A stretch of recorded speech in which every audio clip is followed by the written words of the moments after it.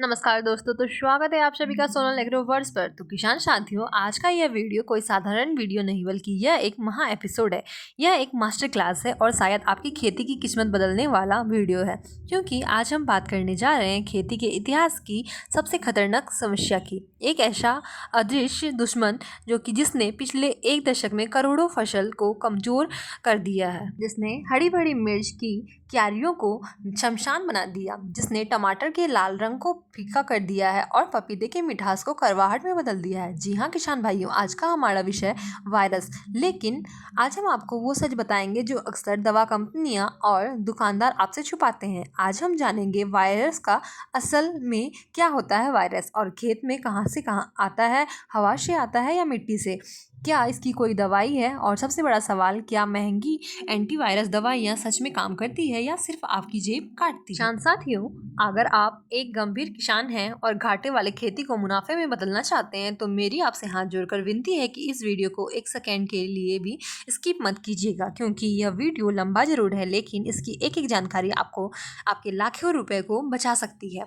अब सबसे पहले हम समझते हैं कि वायरस आखिर है क्या। तो देखिए, फसल के 3 बड़े दुश्मन होते हैं। पहला फफूंद यानी कि फंगस, दूसरा बैक्टीरिया और तीसरा वायरस। तो फंगस के लिए फंगीसाइड्स हैं, बैक्टीरिया के लिए बैक्टीरियासाइड्स हैं, लेकिन वायरस के लिए सीधी भाषा में कहें तो दुनिया में आज तक वायरस को मारने वाला कोई भी सीधा दवाई बना ही नहीं है। और ऐसा क्यों? तो क्योंकि वायरस कोई जीवित कीड़ा नहीं है, यह एक सूक्ष्म प्रोटीन और न्यूक्लिक एसिड का कण है।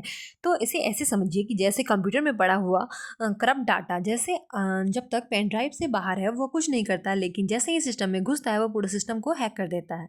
ठीक उसी प्रकार जैसे ही वायरस पौधे के अंदर प्रवेश करता है, वह पौधे के डीएनए को हाईजैक कर लेता है और पौधे को मजबूर कर देता है कि तुम बढ़ना बंद करो और मेरी कॉपी बनाओ। इसलिए जब किसान दवाई डालता है तो दवाई वायरस तक नहीं पहुंच पाती है, और अगर पहुंचे भी तो वायरस से पहले पौधे मर जाएगा। अब सवाल उठता है कि यह वायरस की दवाई ही नहीं है तो किसान क्या करे? क्या खेती छोड़ दे? बिल्कुल नहीं। विज्ञान कहता है कि वायरस का इलाज नहीं है, लेकिन इसके मैनेजमेंट यानी कि 100% संभव है। और मैनेजमेंट की पहली सीढ़ी है दुश्मन को पहचानना। अगर सबसे आम लक्षण है पत्तियों का मुड़ना, लेकिन यह किसान की सबसे बड़ी गलती करते हैं यहीं पे। अगर पत्तियां नीचे की तरफ मुड़ रही है तो वह वायरस नहीं, माइट्स मकड़ी है। लेकिन अगर पत्तियां ऊपर की तरफ मुड़ रही है, कब जैसी मुड़ रही है, छोटी रह रही है तो, और कुंकुरी रह रही है तो समझ जाइए यह वायरस का खतरनाक संकेत हो सकता है। अगर पत्तियां पर पीले हरे धब्बे दिख रहे हैं, मोज़ेक वायरस हो सकता है। अगर पपीते पर गोल धब्बे या रिंग स्पॉट वायरस हो सकता है। अगर पौधे को बौना या गुच्छेदार बन रही है तो वो बंची टॉप वायरस हो सकता है। अब सबसे बड़ा सच सुन लीजिए कि किसान भाइयों, वायरस हवा से नहीं आता है, ना ही मिट्टी से खुद चलकर बनाता है। तो इसे खेत में आने के लिए चाहिए एक टैक्सी, और यह एक टैक्सी है रस चूसने वाले कीड़े, जैसे सफ़ेद मक्खी, वाइट फ्लाई, थ्रिप्स, माहू जो कि एफिड्स होते हैं, मिलीबग, तो ये सब है। और एक सफ़ेद मक्खी सैकड़ों पौधे को बीमार कर सकती है। पहले बीमार पौधे का रस चूसेगी, फिर वह स्वास्थ्य पौधे पर बैठेगी और अपना लाड़ के साथ वायरस इंजेक्ट कर देगी। और चौंकाने वाली बात यह है कि कई बार वायरस हम खुद फैलाते हैं। खुरपी, कुदाल, हथियार, तंबाकू, गुटखा, सब वायरस के ही वाहक बन सकते हैं। अब आते हैं वीडियो के सबसे महत्वपूर्ण भाग पर, यानी कि समाधान। तो सोनल एग्रोवर्स खेती लेकर आया है आपके लिए 4 लेयर वायरस सिक्योरिटी सिस्टम। अगर आपने यह सिस्टम अपनाया तो वायरस आपके खेत की तरफ देखेगा भी नहीं। पहला चरण बुआई से पहले सुरक्षा देता है। हमेशा वायरस सहनशील किस्म चुनें और खेत के चारों तरफ मक्का, ज्वार, बाजरा या बॉर्डर क्रॉप लगाएं। यह प्राकृतिक सुरक्षा का दीवार का काम करती है। दूसरे चरण में है निगरानी। खेत में येलो और ब्लू की ट्रैप लगाएं। ये कीड़ों को पकड़ते भी हैं और अलार्म भी देते हैं। और तीसरा चरण है कठोर निर्णय, यानी कि एक भी वायरस ग्रसित पौधे दिखे तो उसे तुरंत उखाड़े, लेकिन उससे पहले प्लास्टिक बैग डालकर, ताकि कीड़े उड़कर दूसरे पौधे पर ना जाए। चौथा चरण है स्मार्ट स्प्रे स्ट्रेटजी। बार बार एक ही दवाई नहीं डालना चाहिए, इससे कीड़ों में रेसिस्टेंस पैदा हो जाता है और वो मतलब काम नहीं आता है। इसलिए दवाइयाँ हमें बदल बदल कर सही ग्रुप का प्रयोग करना चाहिए और छोटी फसल में नीम का तेल स्प्रे कर सकते हैं। मिक्स स्टेज पे सिस्टमेटिक कीटनाशक हमेशा सही स्प्रे करना चाहिए, सही समय पर करना चाहिए। तो किसान भाइयों, याद रखिए कि वायरस की दवाई नहीं होती है, लेकिन समझदारी से प्रबंधन करने वाला किसान कभी भी वायरस से हारता नहीं है। अब हम पहुंच चुके हैं वीडियो के उस चरण में जहां ज्यादातर लोग किसान सबसे बड़ी गलती करते हैं, यानी कि गलत दवा का चुनाव। देखिए, सबसे सफेद मक्खी थ्रिप्स वायरस के असली वाहक हैं। अगर आपने इन कीड़ों को कंट्रोल कर लिया तो समझिए कि आपने वायरस को आधा कंट्रोल कर लिया है। सफेद मक्खी के लिए कई सस्ते और असरदार विकल्प उपलब्ध हैं और थ्रिप्स के लिए नियंत्रण के लिए फिनोप्रियोल 5% एससीसी जैसे टेक्निकल का प्रयोग कर सकते हैं। तो शुरुआती हमले में काफ़ी प्रभाव माना जाता है, लेकिन अगर आपकी फसल 50 से 60 दिन की हो चुकी है और हमला तेज हो चुका है तो पत्तियां मुड़ने लगेगी और अब साधारण उपाय नहीं बल्कि ब्रह्मास्त्र रणनीति अपनानी पड़ेगी। अगर आप में थोड़े महंगे लेकिन वैज्ञानिक रूप से प्रभावी टेक्निकल का चयन करना होगा। गंभीर सफ़ेद मक्खी के हमले डायफ्लेन्यूकोरॉल और 50% WUG जैसे कीटनाशक उपयोगी माने जाते हैं, जो वाष्प क्रिया के माध्यम से छिपे हुए कीड़ों तक भी असर पहुंचाते हैं। और इस प्रकार स्पेनिटोराम 11.7% एसएससी और फिनोनिकामाइड 50% WG जैसे मॉडर्न कीटनाशक मतलब रस चूसने वाले कीटों पर तेज और लक्षित प्रभाव दिखाते हैं। फिलोनिकामाइड्स खास तौर पर कीड़ों का फीडिंग मैकेनिज्म रोक देता है, जिससे वह धीरे धीरे भूख मर जाते हैं। लेकिन किसान भाइयों, यहाँ पर एक बहुत महत्वपूर्ण वैज्ञानिक बात समझिए।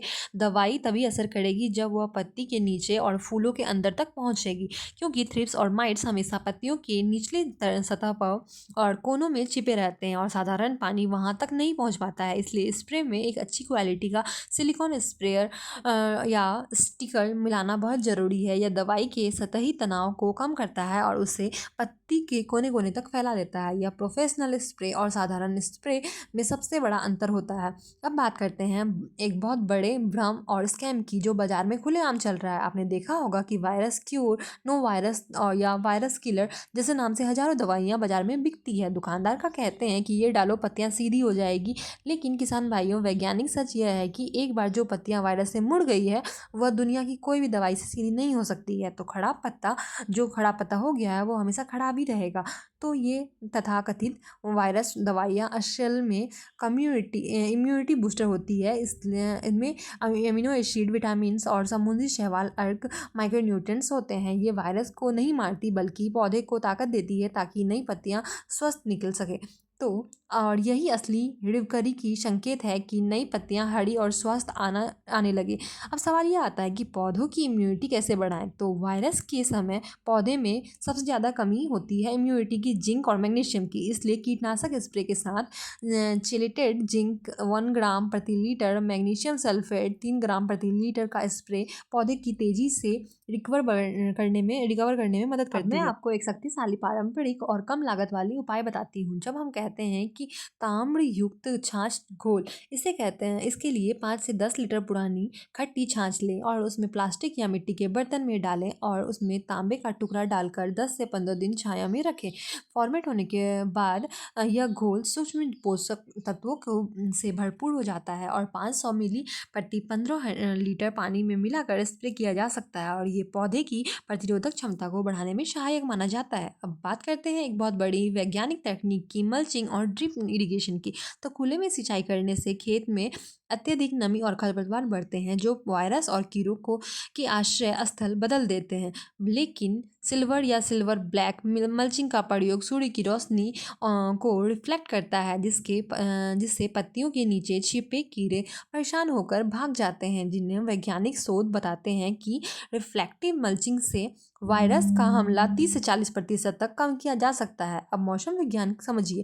बारिश या बादल वाले मौसम में वायरस का हमला कम दिखाई देता है, लेकिन जैसे ही मौसम सूखी या गर्म हो जाता है, सफ़ेद मक्खी और थ्रिप्स की जनसंख्या विस्फोटक गति से तेज बढ़ती जाती है। इसलिए तापमान बढ़ते हैं और निगरानी और स्प्रे शेड्यूल और मजबूत कर देना चाहिए। इसके लिए एक और बड़ी समस्या है रेसिस्टेंस। जब किसान बार बार एक ही ग्रुप का दवाई डालता है तो कीड़े उस दवाई के प्रति ढीठ हो जाते हैं। इसलिए हमेशा मोड ऑफ एक्शन रोटेशन अपनाएं, यानी कि हर स्प्रे अलग ग्रुप की दवाई दे। और अंत में एक गोल्डन टिप, जिससे 90% तक किसान जो है नज़रअंदाज कर देते हैं। अगर आप अकेले अपने खेत में स्प्रे कर रहे हैं या पड़ोसी खेत में कोई नियंत्रण नहीं हो रहा है, तो कीड़े फिर वापस आ सकते हैं।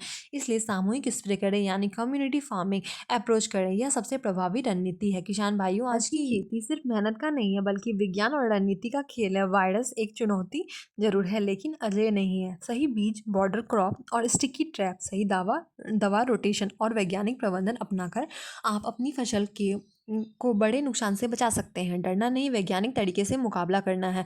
अगर आपके खेत में किसी विशेष फसल जैसे मिर्च, टमाटर, पपीता, भिंडी या वायरस में समस्या है, तो कमेंट में ज़रूर बताएं। और सोनल एग्रोवर्स की टीम आपके हर सवाल का जवाब जरूर देगी, हमेशा तैयार रहती है आपके सवालों के जवाब देने के लिए। और जुड़े रहिए हमारे सोनल एग्रोवर्स के साथ, जहां हम बात करते हैं डेली खेती की और सिर्फ विज्ञान की, तकनीक की और मुनाफे की। जय जवान जय किसान। तो अगर आपको हमारा वीडियो पसंद आया तो वीडियो को लाइक और शेयर करना ना भूलें। साथ ही हमारे चैनल को जरूर सब्सक्राइब कर ले, ताकि आप आगे भी ऐसे ही अपडेटेड रहें।